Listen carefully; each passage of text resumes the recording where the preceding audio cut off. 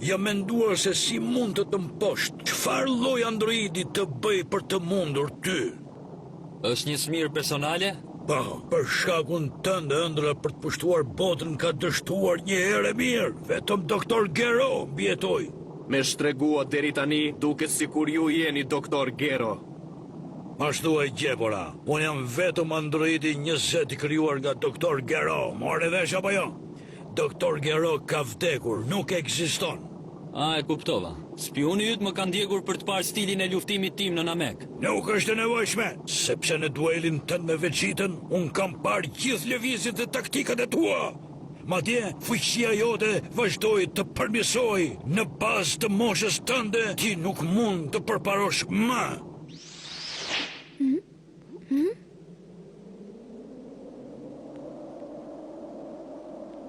Kjo është nga keq.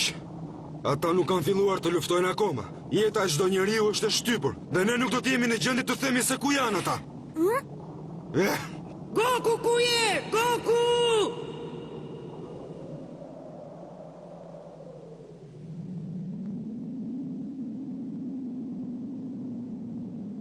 Duket se keni harruar pa kontrolluar një çështje të rëndësishme. Ja pse keni humbur. Çfarë? Kjo është dobësia juaj. Ju orë të mirë nuk dini asgjë mbi Super Saiyanin. Super Saiyanin?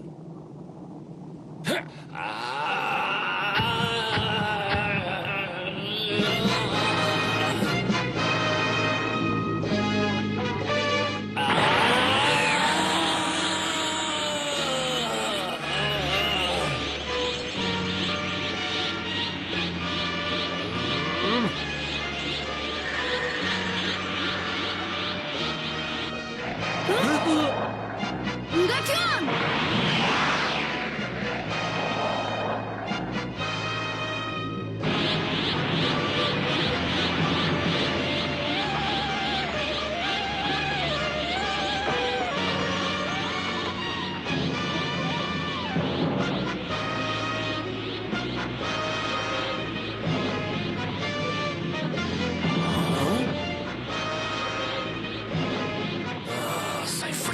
Nga afër duket me të vërtet i frikshëm.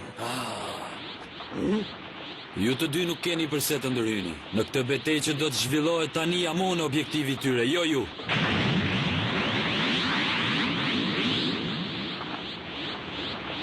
Në rregull, fuqia djalosh Gogut që nga përmirësuar shumë. I nderuar androidi 20, ai në të vërtetë nuk ishte grushti i mbretit Kai.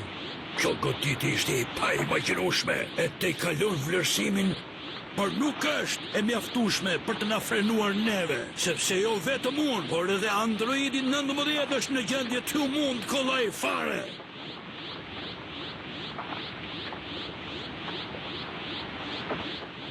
Ashtu thoni ju. Atëherë pse nuk na tregoni dhe neve fuqinë tuaj?